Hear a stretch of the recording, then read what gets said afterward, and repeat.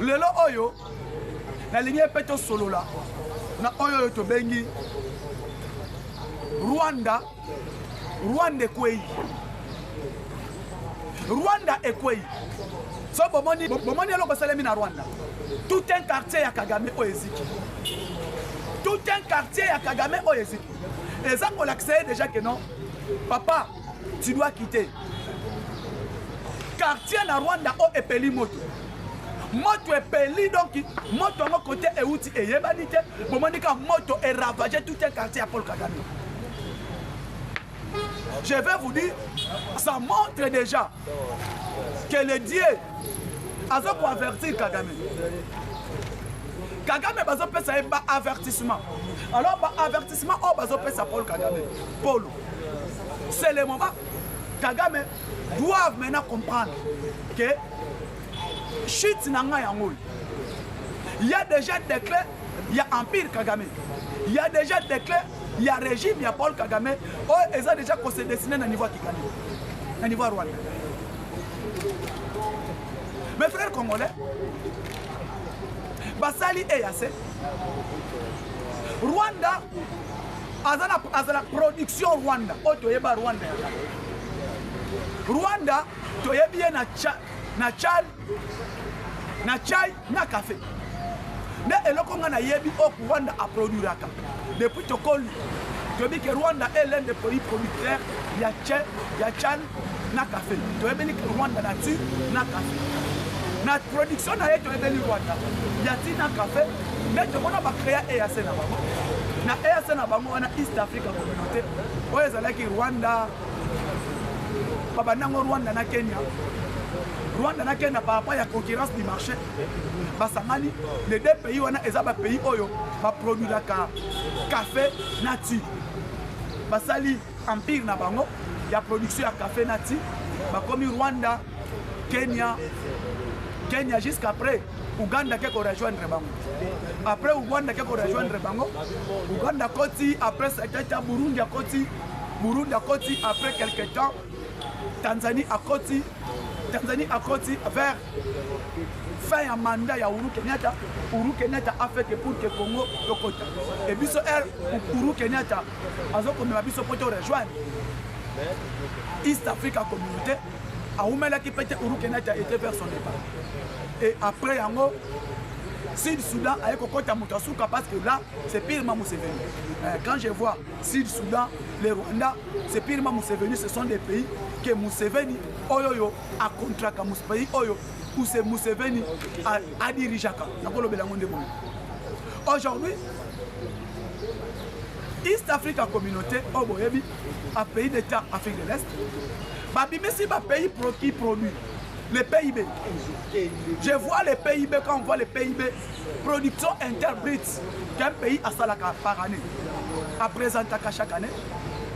La dette extérieure, il y a Rwanda, et combien 78,7%.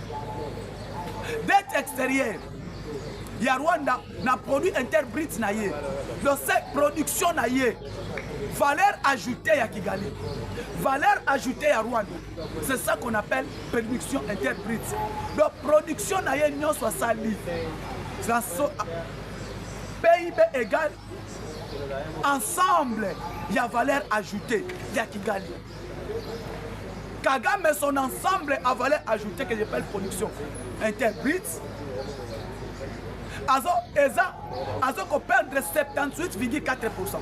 Donc, dette extérieure. Dette au Azanango. Et oui, la production na yé mobimba ya année. Dette est 78,47%. Il y a production annuelle. Donc, bientôt là, Kagame, son économie, sa dette risque d'atteindre les 100% économique. De 100% il y a production interbrute et comme 100% il y a dette. Je parle, je sais ce que je dis. On a zoloba, on a maîtriser. Et les lots, na kati ya Kigali, bah comme il y a un problème. Parce que Kagame a la qui Rwanda c'est un pays minier. Il a monté à la face du monde. que le Rwanda c'est un pays minier. C'est un pays stable. C'est un pays où l'économie est tellement bon. Par rapport à minerai, par rapport à Nil. Abimaki. Abimisaki Mbokanaye. Ne loko tobengi ete toyebaki que Rwanda a produit un café nature. A comme ça que Rwanda pays minier. Et le lot, face du monde moni était le Rwanda. Oya bandaki kozwa na makasi. A comme koluka kozwa yango par rapport oya bandaki kozwa avion zo kita ba hélicoptère a tué minerai a bimi. A comme kozwa yango c'est d'une manière clandestine. Clandestine. A comme kozwa yango ya kobata. Et bimasuté. Alors, il est frappé sur le plan. Tu as aucun service. Oyasi, Organisation internationale de l'aviation civile.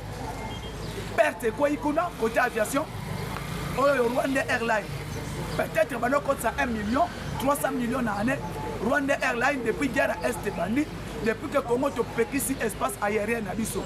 Avion Rwanda, pareil Rwanda et Kokotate. Ça crée une baisse sur le plan économique. Minerai ou abanda kozwa na makasi akomi ozwa ngo susu azo ko kasu kozwa ngo ndenga abanda kozwa ngo te ça ramène baisse na économie ya Rwanda. Donc production interprète na ye ekomi na se. C'est ça qui fait que na yebisa bino ete Rwanda dette oyo azana ngo libanda ils ont frappé 78,7% ya production na ye ya annuel. Donc les Rwandais ne produisent pas pour le moment. A comme il y a un problème, soit azongé la café, azongé la nature.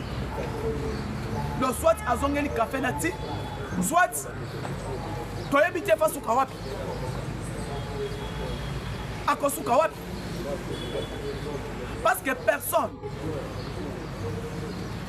ne pouvait s'attendre que les Rwandais, le loto mona été tout la mouki na tongo Rwanda est moto.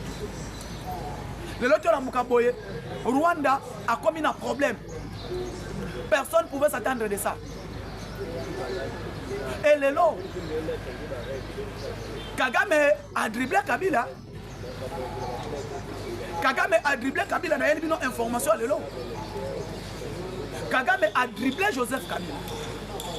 Kagame veut se débarrasser comme si ce n'est pas lui, l'agresseur à RDC.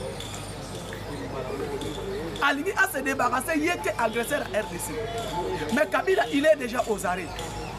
Au moment périphérique, au Kabila côte. Là, ça me côte ici. Ce qui a conseillé, c'est chef au salaire. Il ne fallait pas. Il ne fallait pas. Parce que Lolo, tant que Kabila a lobby était, j'ai laissé une armée forte, armée puissante, armée compétitive. Na niveau d'Afrique mobile, na tika ki armée au ezala ki malam. Tant que militaire ba eko répondre yé. Tant que militaire o yo otika ki ba répondre yo. Que otika ki armée te, otika ki aventure. Otika la kosa la recrutement te. Tant que ozala ki président. Ba militaire o yo otika ki ba eko contraindre yo. Ba yebisio que non. Otika ki est l'autre côté, recrutement ezalate, armée ezalate, et l'igno loba ete que non, mais c'est le président. Nous ne sommes pas d'accord dans ma propos lobby. Parce qu'un ancien président qui a fait 18 ans au pouvoir, pendant 18 ans, a recruté, même il dit militaire, c'est grave. Un ancien président qui a fait 18 ans, pendant 18 ans, otiki, même avion de chasse, c'est grave. Mais au lieu, au lieu au contraindre, on va être que non, natika qui armée, armée yango et koloba, aucun nyongo na bango ya 6 ans. Aucun nyongo ya armée il y a 6 ans. Et le lot na kati ya Kigali. Na kati place hasard. A un problème. Parce que y en a Bertrand Bissina Makenga, Bertrand Bissimo na Sultan Makenga, il y a un problème. Entre Joseph Kabila, Bertrand Bissimo et Makenga, il y a un problème. Makenga qui dit que non, Kabila, tu n'es pas mon chef. Bertrand Bissimo qui dit que Kabila, osa chef n'a pas été. Et lobby bomoni, Nakati, Nakati ya Doha, le ministre des Affaires étrangères Azalaki récit na Doha. Il ne parle toujours de situation sécuritaire à RDC. Parce que bango bana ko kota na RDC, bazo piller or, ba piller cobalt, ba piller coltan, ba piller lithium, ba piller étain. Et lelo bazan échec bazo e basuté to kosuka wapi. Parce que la République démocratique du Congo, l'intelligence que armée n'a au gouvernement Sali va découvrir que le minerai du l'Est le minerai du sang. Et aujourd'hui, quand Congo le minerai du sang, bato basomba minerai wana na Rwanda, baye bango basomba minerai à Makita. Parce qu'on contribue na kufa ya ba Congolais. Et en même temps, le Congo a écouté la invention. Les Américains ont découvert kaka na STT na République démocratique du Congo kaka. Tokozwa minerai ozobi mana est mais tokozwa na Congo central. Tokozwa les mêmes minéraux na Congo central. Na Congo central précisément na territoire ya Nzangungu. Tokozwa ngo na territoire ya Songololo. Batu ba voyager banzela ba Congo. Tout autour ya ba colline ba ngombe za na ba Congo. On a découvert les conditions. Va découvrir coltan, va découvrir manganèse. Manganèse, grande quantité de manganèse dans le territoire de l'Ouest.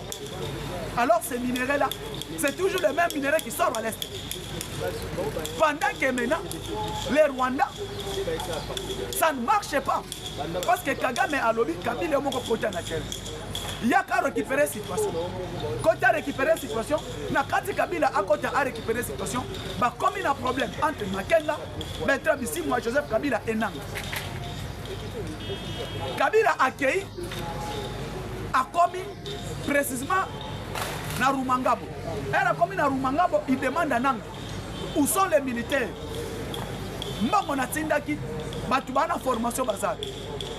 Kabila moni et ça ne va pas. Tu n'as marqué un lobbyiste. Ce n'est pas toi qui es mon chef. Tu n'es pas mon chef. Maintenant, ici, mon lobby, non. Au Canada, tu as 2013. Tu n'es pas mon chef. Donc, vous allez voir que non. Nakati a battu à travailler là-bas. Ça ne marche pas entre eux. Qui est qui? Nana cause la chef à Moninga, nana cause la chef à Moninga. Mais au moins, il y a division Nakati à M23.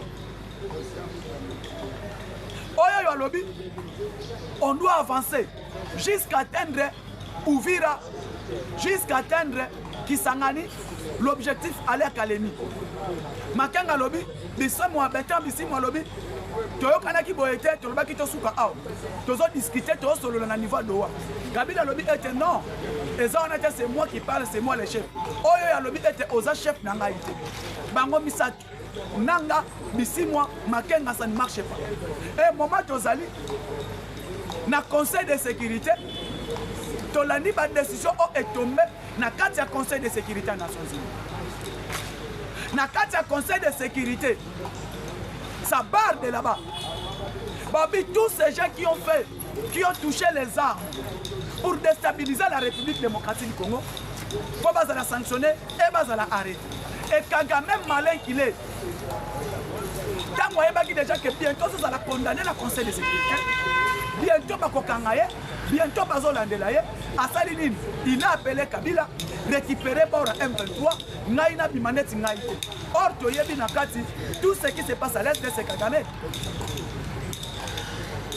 Oh, il y a ça les mana Est, Bavanti, il y a les mana Est, il y a un nom qu'on appelle Paul Kagame. Et Paul Kagame maintenant, a comprendre soutien à Salanine. A comprendre soutien. Quand on a monique Ezoko Indelaye, a Bengi Kabila, soit bon. Mais or, la République démocratique du Congo ne dort pas. La République démocratique du Congo, l'armée, les chefs de l'État, sont déterminés. Moi, qu'ils sont déterminés. Guerre asymétrique. C'était une guerre asymétrique, mais aujourd'hui l'ennemi, l'adversaire du Congo est connu. Mais au niveau de Ruchuru, au niveau de Massissi, au niveau de Nirangongo, la Koutoudan ne parle même pas. Côté Kouna, ils ont une là-bas. Parce que l'armée à Congo est pas si réponse. Retour à l'expéditeur. Et Joseph Kabila a soutenu Bimela Wapi. Parce que Bazoum c'est clair, tu dois sortir. Ceux qui ont mis avant le 15 juin, tu dois l'aider. Parce qu'on frappe, on peut pas. bakokango na maboko parce que silence ya chef de l'État nde epesi quand même communauté internationale bazoyeba te silence ya Tshisekedi eza silence moko boye afandi comme si il ne maîtrise rien mais le chef de l'État est au courant de tout. Le chef de l'État ayebi parce qu'il a travaillé dans le service ayebi que les Français bazali. Il y a certains Français qui sont là, certains Américains, au Bayena Kabila, na Baroumain, Moussous au Bayaki na Bayena Kabila, Basangani, pour renforcer le recrutement pour récupérer cette partie-là. Et soit pour faire la descente na bango rapide vers Goma, vers Kisangani, parce qu'il y a des éléments. Il y a des Roumains, il y a des Roumains bazali, azui Roumains, Américains, na quelques Français. Oh bayaki na plan. Même na kata Kinshasa, les mercenaires français, ont découvert bango parce que bateni au baye, il y a des Français qui sont là, qui veulent attaquer directement le président de la République. Objectif là bango comme éliminer le chef de l'État physiquement. Baluka ba éliminer maintenant le chef de l'État physiquement. Mais au moins du cop au bayaki. Alors c'est roumain.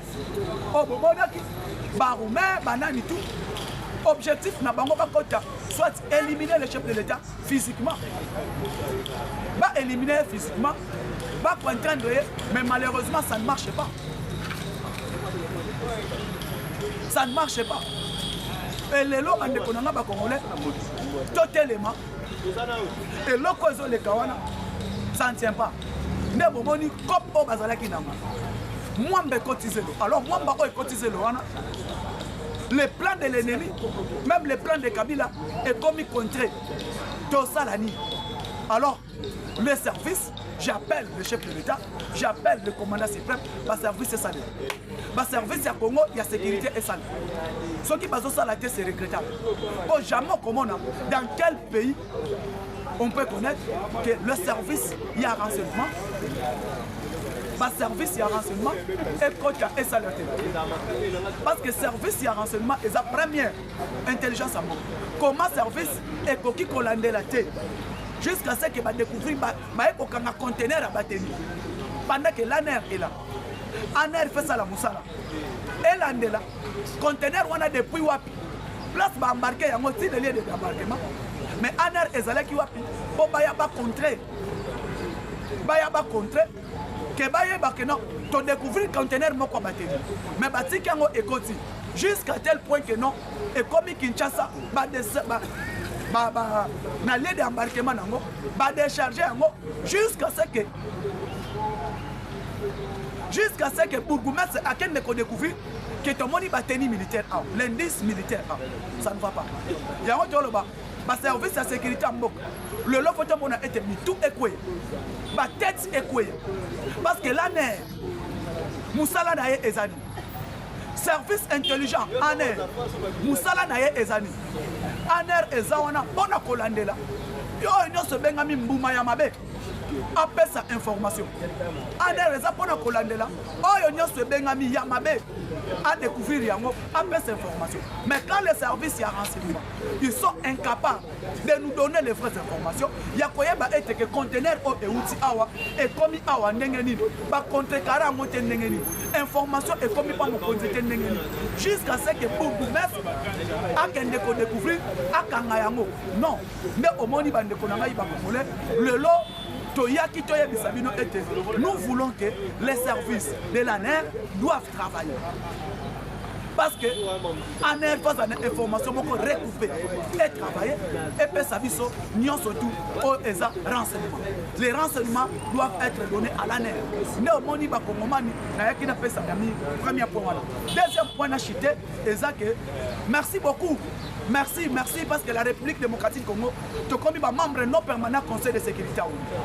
Depuis 1974, le lot aux République démocratique comme notre candidature est validée aux l'unique. République démocratique comme on a conseil de sécurité. Alors, il a travaillé.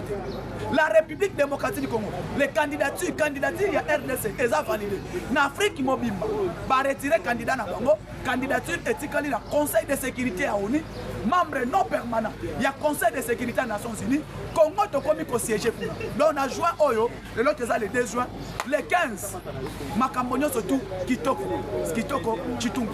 Deuxième point, Bandeko, merci beaucoup au gouverneur de Kinshasa. Daniel Bumba Lubaki.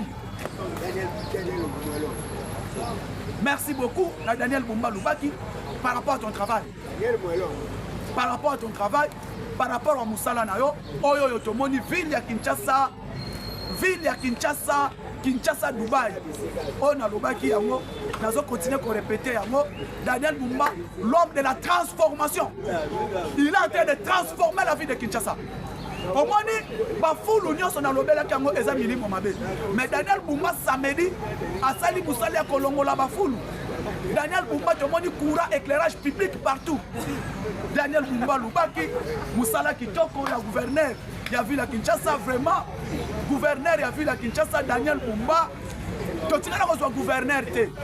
Mais tout le monde Daniel Béton, Daniel Bumba, Daniel Béton, l'homme qui est en train de bétonner la vie de Kinshasa, qui mouta azo bétonner, na loba o na loba, na commune na famille, na moni misala, quand ça te outarane na Kimbatseki, parce que le pont n'a ngeza te outarane au moni à partir de la foi, bah tiens par carte. Non, il y a des à travail pour bétonner côté de nous. Je le dis parce que j'ai vu. Njili, Bumbazo bétonner en haut. Couloir à Zélit, tu vois, na poto. Nzela, on a fait Bumbazo fongolé en haut. Azo ko bétonner en haut. Yango, tu l'as été. Daniel Bumba, tu as même Mikolo, Daniel, béton. Pourquoi il est en train de bétonner? Béton. Que le route Mokali, Bumba, Azo ko bétonner en haut. Donc, on a dit que nous avons Tolobi. Vraiment, félicitations au gouverneur Nabiso, Daniel Bumba, Yami Balé, Nana Loba Ete. À part Daniel Bumba, Nakolobela Lissousou, l'autre, le ministre des Finances, l'excellence ministre des Finances, que j'appelle l'homme aux actions concrètes, Mouton Abenga Kombo ya. Excellence Doudou Famba Likunde Libotaï, le Pakebo, Mouton Abenga Pakebo ya Finance. Moutou a contre l'action surtout. Excellence Doudou Famba Likunde Libotaï, Moutou Oyo Lelo, Tomoni, na mobilisation à recette, rien à dire. Na yebisa ki bino mois d'avril, DGI a mobilisé 300 millions de dollars américains. Na mois de juin, la DGI devient à tête avec 500 millions de dollars grâce à Doudou Famba Likunde Libotaï. Na yebite Kanza. Pendant 2 minutes, parlons un peu de Doudou Famba. Oui, bonjour Nabino, internaute Nabiso, Monica brusquement na Koti, na Katia piste plateau, il y a président Moustapha. Nangina tourné juste Moutuna Moko Mouké. Pourquoi? Parce que Namoni a tenu ministre des Finances, a tenu le gouverneur de la ville province de Kinshasa par rapport à Osara. Mais ici, selon l'actualité, par rapport à la communicateur, que yende a causé un argument à couper Sangaï. Président Moustapha, namoni otani ministère des Finances, mais namoni au bosani ministère de l'économie. Est-ce que n'engé oko constater l'économie à Kinshasa par rapport à ministre de l'économie Baotikolekana au Azasikoyo, le professeur Daniel Moukoko Samba, au constater l'économie na ndengeni? Non, ministère de l'économie à Congo d'abord est stable. Parce que le lot, tout la vérité. L'économie par rapport, il y a taux d'échange de monnaie. La stabilité à monnaie est la stabilité cadre macroéconomique. Grâce au ministère de l'économie, premièrement, la stabilité cadre macroéconomique, il y a mis le taux d'échange stable, il y a mis ça comme le ministère de l'économie, tout le monde va produire des premières nécessités, et il y a coquita et carburant, na pompe et ça normal.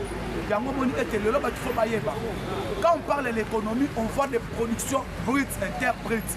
Le lot Daniel Moukoko Samba l'économie, notre produit interbrut est normal.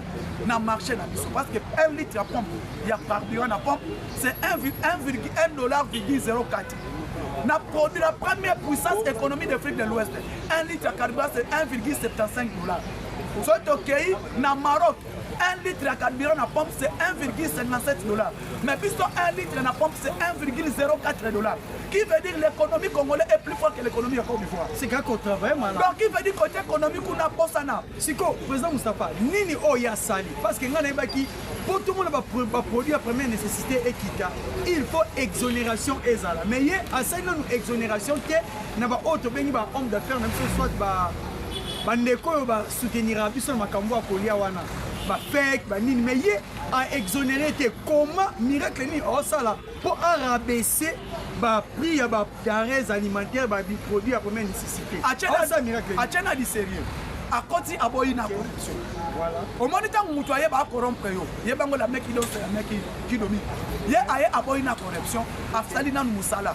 Alobi na que non, moi je vais travailler. Daniel Mukoko Samba a refusé d'abord la corruption. Aboyi bambongo na ba pesa ka bango ya corruption aboyi. Achena sérieux. Oyo économie oyo atangisa biso na classe parce qu'il m'a donné la statistique à l'université de Kinshasa. Daniel Mukoko Samba, il a fait d'abord la statistique du pays afin d'ici yango. A Tuni bango manque à gagner 300 millions na ezalakani. Non, à l'ongoli yango. Aye koto prix à l'obi prix à carburant autant à fixer yango. À côté Mambo Massango tout consort là, il a fait que non, on puisse produire. Aujourd'hui, je vous parle, l'os soit Pumba, et comme l'os industrialisé dans septembre. Donc, on importe tout l'os au tête collé, l'os on a vu soit Pumba, le matériel, nous surtout pour permettre l'os soit Pumba, et comme parmi le riz importé dans le monde, comme c'est grâce à Daniel Mukoko Samba. Les maïs, aujourd'hui, on parle Kundi, on parle Bukangalonzo, on parle service national, tout consort, il a dit, on doit d'abord produire localement. C'est ça même la vision du chef de l'État. Mais au Moni, le lot aussi le plan économique, on ne parle pas du Rwanda. On parle du Congo grâce à cet homme de Daniel Mukoko Samba. On appelle si merci beaucoup par rapport à son travail. C'est un homme à féliciter. Il n'y a rien à dire. Le président de la République, il faut à reconduire parce qu'avec Mukoko Samba, il y a la solution. Comme moi je parle aussi avec Doudou Fouamba, il y a la solution. On ne peut pas même dire parce que le lot, 250 millions est payé pour bétonner la ville de Kinshasa. Okay. Donc 250 millions. Donc il y a des ministres qui ont impacté dans 4 services. Il y a Kinshasa Dubaï. Par rapport à Yabanzela, grâce à Doudou Fouamba, qui a financé le gouverneur de la ville de Kinshasa avec au moins Kinshasa Mounene, et c'est un gouverneur pas à la Mounene. Donc, le gouverneur à la taille de la ville comme Daniel Bumba Lubaki, on a les bétonniers, grâce à Doudou, Daniel Bumba, Daniel Bumba, les bétonniers travaillaient vraiment, merci beaucoup. Le lot comme ça Kinshasa Dubaï. Et même les cas éclairage, Kinshasa est collègue à France et collègue à Paris, l'éclairage public. Grâce à Daniel Bumba, merci beaucoup. Merci président Moustapha, merci Kiona ba internaute. Merci.